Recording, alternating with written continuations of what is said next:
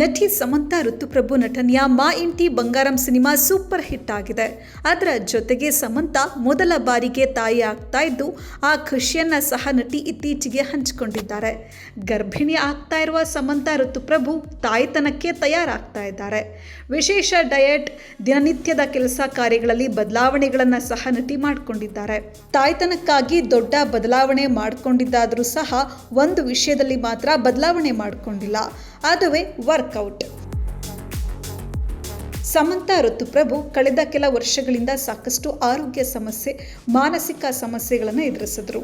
ಅವರಿಗೆ ಆ ಸಂಕಷ್ಟದ ಸಮಯಗಳಲ್ಲಿ ಶಕ್ತಿ ತುಂಬಿದ್ದು, ಆರೋಗ್ಯ ನೀಡಿದ್ದು ವ್ಯಾಯಾಮ.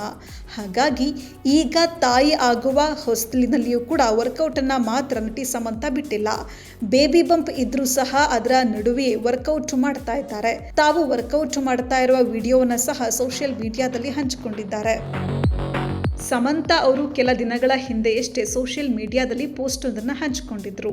ತಾವು ತಾಯಿ ಆಗ್ತಾ ಇರುವ ಕಾರಣ ತಮ್ಮ 6 ಪ್ಯಾಕ್ ಫಿನಿಕ್ಸ್ಗೆ ಕೆಲ ಸಮಯ ವಿರಾಮ ನೀಡಬೇಕಿದೆ ಎಂದಿದ್ರು.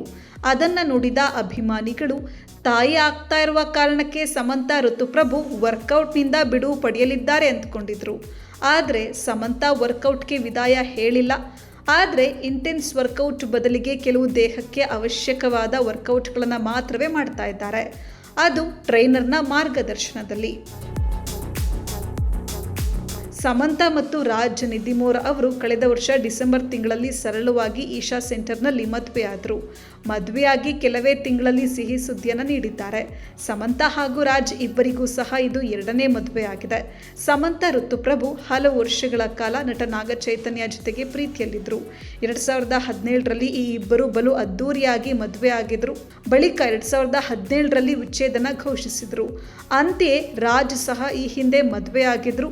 ವಿಚ್ಛೇದನ ಪಡೆದು ಸಮಂತಾ ಅವರನ್ನ ವಿವಾಹವಾಗಿದ್ದಾರೆ.